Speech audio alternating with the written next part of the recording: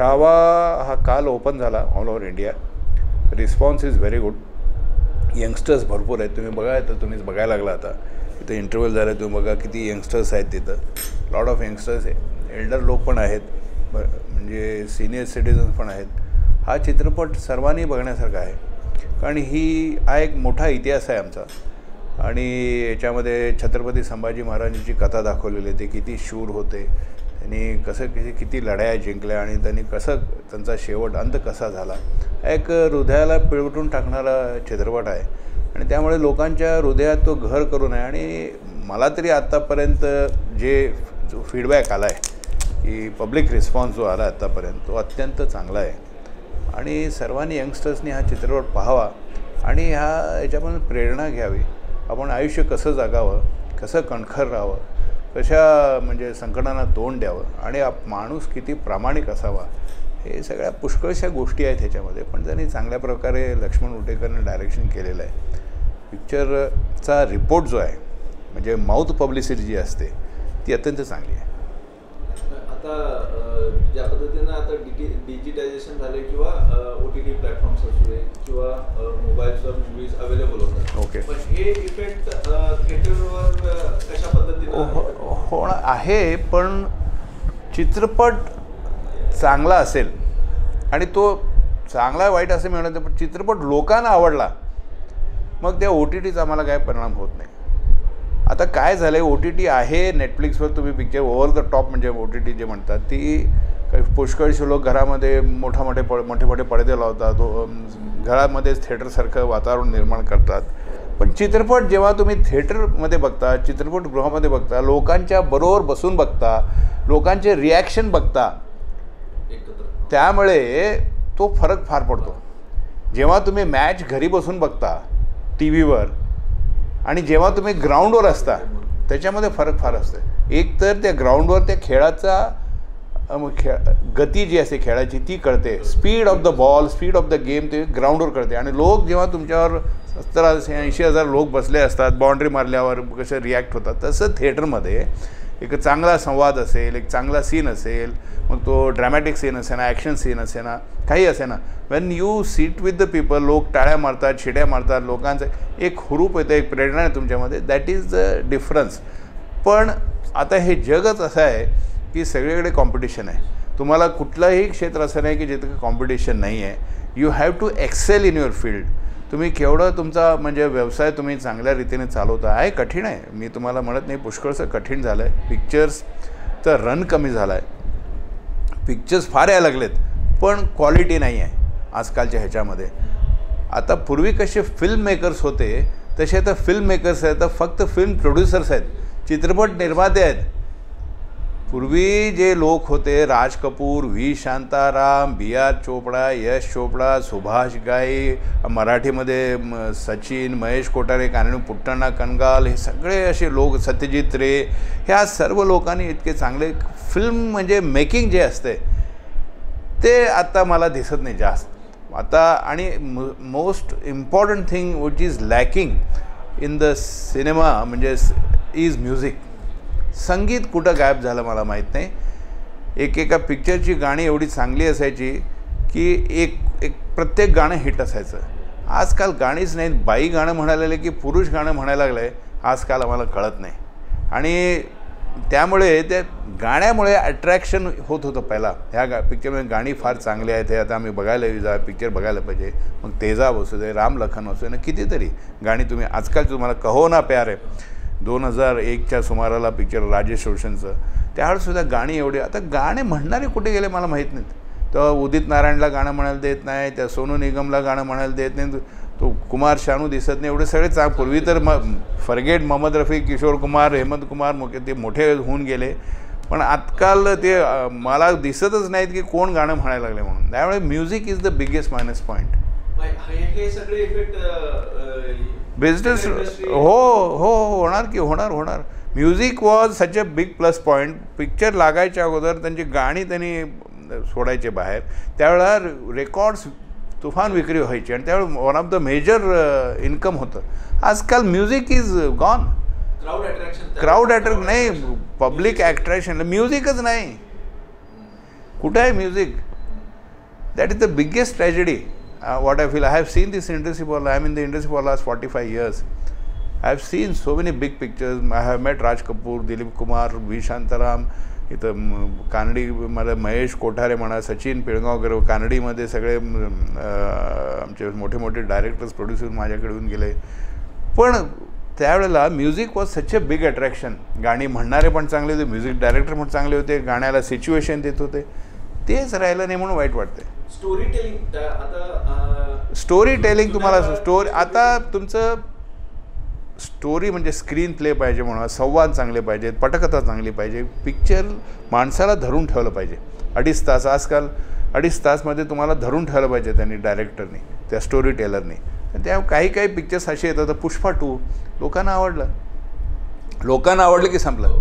आता आमचं काय चॉईस आहे ते महत्त्व राहत नाही. लोकांना आवडलं की गदर 2 चांगलं, स्त्री 2 चांगलं गेलं. त्यामुळे मध्ये मध्ये असे पिक्चर आहेत की आम्हाला वाटत नाही काय OTTचा इफेक्ट आहे असं वाटत नाही. थिएटर्स फार झाले. थिएटर्स फार म्हणजे काय तर मल्टिप्लेक्स आल्या कारणानं त्यांच्या एकेका मल्टिप्लेक्समध्ये 5-5, 6-6, 8-8 स्क्रीन असतात. त्यामुळे स्क्रीन्स वाढतात. आणि सिंगल स्क्रीन्सना जे आहेत ते डिस्ट्रीब्युटर्स आम्हाला टर्म्स चांगले देत नाहीत.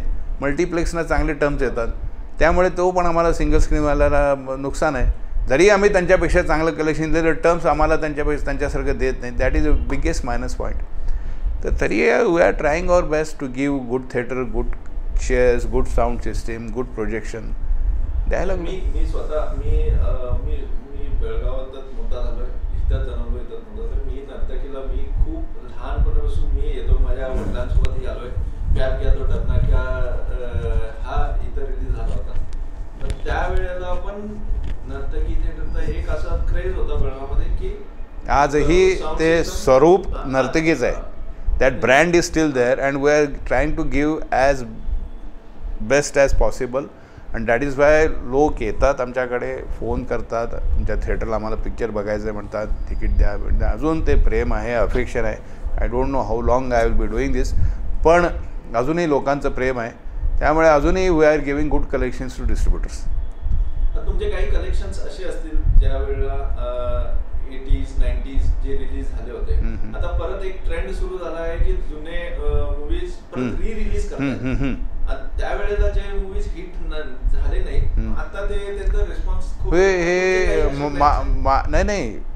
पूर्वीच असा एक काळ होता की ज्या वेळेला 12चा खेळ जुन्या चित्रपटास आम्ही ठेवत होतो. 3-6-9ला नवीन पिक्चर, 12 वाजता श्री 420 लावा, आवारा लावा, राज कपूर, 2 आंखे बारात लावा. ते पिक्चर चांगला बिझनेस करत होते. अलीकडे TV आल्यापासून जुन्या चित्रपटाचा धोंदा पूर्ण कोलमडून गेला. TV आहे, घरात आहे, घरामध्ये तुम्हाला प्रत्येक एवढे चॅनल्स आहेत ना. आता तुम्ही पण चॅनल चालवता, प्रत्येकाला काय पाहिजे ते बटन दाबले की जगामध्ये काय पाहिजे बघू शकता. That is a biggest competition. पण अलीकडे काही पिक्चर्स कुठेतरी एक जुने पिक्चरचा सनम तेरी कसम परवा काहीतरी पिक्चर लावला होता. पहिल्या वेळेला ज्या लागला तो पिक्चर चालला नाही, पण परवा लागला थोडाफार ठीकठाक गेला. Unexpectedly did good business. माहीत नाही. आणि जर तो ट्रेंड चालू झाला परत, nothing like that, will be very happy. कारण आमच्याकडे एवढं मटेरियल आहे. पूर्वीचं आम्हाला नवीन पिक्चरची पण गरज लागणार नाही, एवढं मटेरियल आहे आमच्याकडे. पण मला माहीत नाही ते आता हे किती दिवस राहील. पण मला बरं वाटलं की तो पिक्चर चांगला चालला. आणि जर असा ट्रेंड झाला तर आमच्याकडे भरपूर मदर इंडिया, मोगले आझम आहे, काय पाहिजे. तुम्हाला विचारणार होतो की आपल्याकडे आता असे खूप कॉन्टेंट तुमच्याकडे ऑलरेडी रील्स तुमचे असू दे किंवा जुने मूवी सगळे अवेलेबल आहेत. मग बेळगावात जी ओल्ड एज जे जनरेशन आता यंग खूप आले, त्यांच्यासाठी काहीतरी नाही त्यांच्याच तुम्हाला सांगतो की कसं तुमचं वय वाढतंय, तुमचं चित्रपट बघायचं प्रमाण कमी होतंय. This is I don't know when you will get old. चित्रपट बघायचं कारण घरी असते, TV असतो, काहीतरी एक अर्धा तास तुमची भूक असते काहीतरी मनोरंजन. ते घरी TV लावून कुठे चांगलं सिरियल आलं, हे आलं, तिथे भूक मिटून जाते. कुठं जायचं थिएटरला आणि काय करायचं असं एक काहीतरी होते. पण चांगला चित्रपट असेल आणि जर तो व्यवस्थितरित्या पब्लिसिटी करून लावला गेला तर तो चांगलाच आहे. आणि माझ्याकडे आता सध्या मी बहुतेक करून हा चित्रपट थोडा वेळ झाला. मी 100th year of Raj Kapoor, this is the 101st year of Raj Kapoor. आणि राज कपूर सप्ताह करायचा विचार आहे माझा. मी त्या दृष्टीनं प्रयत्न चालवलेत. ते सगळे जे प्रिंट्स आहेत ते 2K फॉर्मॅटमध्ये आणायचा प्रयत्न करायला लागलो. आणि एक member from Kapoor family I am trying to invite them. I am definitely trying to do that. पण मला वेळ माहीत नाही आता. ते अजून एक 4 आठवड्यांनी पाहते, पण एप्रिलच्या अगोदर करीन बहुतेक करून, सगळं व्यवस्थित गेलं तर. पण एक आठवडा, एक दिवस बॉबी, एक दिवस संगम, एक दिवस जागते रहो, एक दिवस श्री 420, जिस देश में गंगा बहती है. जिस देश में गंगा बहती है हा डाकूंच्या रिहॅबिलिटेशन ऑफ चंबल, म्हणजे डकाईट्स होते ना डाकू चंबल खोऱ्यामध्ये, त्यांच्यावर ह्याने चित्रपट काढला होता. ते कसं त्यांनी सरेंडर करायला लागलं. तर त्यांनी राज कपूरने शंकर जयकिशनचा असा असा पिक्चर काढायचा आहे आणि मला गाणी पाहिजेत म्हणून. त्यांनी स्टोरी ऐकली शंकर जयकिशननी आणि म्हटले ह्यामध्ये सगळं डाकू लोकांचं पिक्चर, ह्याच्यामध्ये गाणी कुठले येणार. राज कपूरनी 11 प्रसंग असे दिले, 11 सिच्युएशन्स, आणि 11 गाणी शंकर जयकिशनने दिली. 11च्या 11 गाणी सुपरहिट. 11च्या 11 गाणी त्या पिक्चरमध्ये सुपरहिट. त्या पिक्चर डाकू लोकांच्यावर असला तरी कुठे गोळी नाही, काय नाही, एक थप्पड नाही, असा राज कपूर तो होता. That is Raj Kapoor. मग तसं त्यांनी create that picture. Also one of the best films made by Raj Kapoor. Radhu Karmarkar म्हणून डायरेक्टर होते, त्याचे फोटोग्राफर. त्यांनी स्वतःचं नाव दिलं नाही त्या पिक्चरला, पण one of the best films made by Raj Kapoor. जिस देश में यंगर जनरेशनना जे आपले राजे महाराजे होते किंवा आपले लेजंड्स, हिस्ट्री त्यांना माहिती झाली पाहिजे. ह्याकरिता आत्ताचे जे मूवीज आहेत ते सोडून काही असे आमच्या देशामध्ये हिस्ट्री एवढी आमच्याकडे मायथॉलॉजी आहे, पुराण, हिस्ट्री आहे, इतिहास आहे. आमच्याकडे मोठे मोठे लोकमान्य टिळक, महात्मा गांधी, वल्लभभाई पटेल, असे भगतसिंग, असे पिक्चर आले त्यांच्यावर. हे भगतसिंगवर भरपूर पिक्चर आलेत. कसं ते ब्रिटिश लोकांच्यावर लढले, भारताला स्वातंत्र्य, सुभाषचंद्र बोस, हे सगळे येऊन गेलेले आहेत. पण आता जनरेशनला आज कसं असतंय, एक तर ते कॅरेक्टर स्ट्रॉंग पाहिजे आणि ते प्रेझेंट करता आलं पाहिजे. त्या डायरेक्टर तो कसं प्रेझेंट करतो लोकांच्या समोर, that is very important. Presentation बरोबर नसेल, तुम्ही मिसळ करा, तिथंच मिसळ एका ऑर्डर दुसऱ्या, प्रेझेंटेशन बरोबर नसेल तर पिक्चर चालत नाही. हे एक एक्झाम्पल आहे. रामायण आता हल्ली रिलीज झाली होती प्रभासची, पण रामायण आधीपासून आम्ही बघत आलो, लहानपणापासून आम्ही रामायणाला घेऊन आमचे खूप थॉट्स असे होते की, पण तरी हा रामायण एवढा मोठा बिग बजेट मूवी करून तो फेल पडला. पूर्वी जे रामायण जे रामानंद सागरनी TV वर दाखवलं, ट्रिमेंडस हिट. आणि महाभारत B.R. चोपडाने दाखवलं. रस्त्यावर सकाळी 9:30 ते 10:30 कर्फ्यू असायचा. कर्फ्यू सारखं वातावरण असायचं महाभारत बघायला सगळं, कारण सगळ्यांच्या घरी TV नसणार, त्या कोणाच्या घरी जर TV जाऊन तिकडे लोक बसणार, असा एक काळ होता. पण ते कसं तुम्ही दाखवता ना त्याच्यावर महत्त्व आहे. आमच्या हातात नाही, ते डायरेक्टर आणि स्टोरी, डायलॉग सगळे चांगले पाहिजेत. फक्त येऊन दाखवलं हे काहीतरी करू. फोटोग्राफी चांगली पाहिजे, साऊंड चांगला पाहिजे. पण one thing is missing is music. माझं personal opinion, music is zero म्हटलं, मायनस म्हटलं तरी हरकत नाही. ह्याच्यात काहीतरी बदल झाला पाहिजे, बदल व्हायला पाहिजे. म्हणजे आता माहीत नाही चक्र आहे, तर कसं बदल, थोडा वेळ लागेल. It takes time to change everything. पण लोकांचे प्रायोरिटीज बदलतात, लाईफकडे बघण्याचा दृष्टिकोन वेगळा होतो. तर त्या दृष्टीने तर लोक कसं, एक चित्रपट बनवायचा असेल तर त्याला किती पैसे लागतात, फार पैसे लागतात, वेळ लागतो. आणि चित्रपट तयार करण्यापेक्षा चित्रपट रिलीज करणं सर्वात कठीण काम आहे. ते मोठं कठीण काम आहे, कारण चित्रपटाची तारीख बरोबर पाहिजे. त्यावेळेला काही बाकी इव्हेंट्स नसू देत, फार पाऊस असू नये, फार थंडी असू नये, कुठले तरी फेस्टिवल्स म्हणा, दसरा, दिवाळी, रमजान, हे सगळे असू नये. हे सगळं मग काय होतं, रमजान झालं की सगळेच पिक्चर एकदम येतात. मग लोक कुठं जाणं, मग माणसाला महिन्याला एक पिक्चर बघेल माणूस, एक कॉमन माणूस, त्याचा पगार, त्याचं लिमिट असेल की ते संपलं की नाही, महिन्याला एक पिक्चर तो बघेल, नंतर तो बजेटमध्ये दुसरं पिक्चर बघणार नाही. त्यामुळे रिलीज करणं हे फार महत्त्वाचं आहे. आता हा चित्रपट येणार होता पुष्पाबरोबर, Chhaava was suppose to come on 5 September, पण त्यांनी हा पुढं घातला आणि पुष्पा त्यावेळेलाच दॅट इज त्याने शहाणपणा केला तो.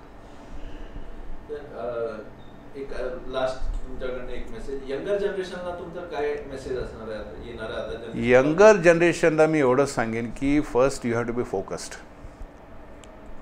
You have to be awake. आणि honesty makes lot of difference. Ego असू नये, because ego never accept the truth.